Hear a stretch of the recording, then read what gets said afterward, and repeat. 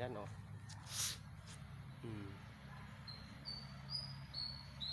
Medyo ubay-ubay na po siya guys. Oh. Yan. Diha na ako naulingon ugma.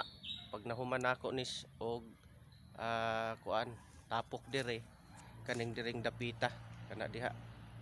Wala pa na nako nakuan dang dapita kanang area ha. Ako pa na siyang saking ihakoton dire para pagka natapok na dire tanan ako na dayon siyang ulingon didto. Yan. Mao na ni siya guys ang akong pinaka-exercise. Oo. Exercise nga dili lang makapagawas ta sa ato ang singot, makakwarta pag yun ta. Makapalit pag yun tag ginamos guys, kay di man ta kag palit o ginamos. Basin makapalit na tag ginamos ani pag nauling na ni siya. Ano oh.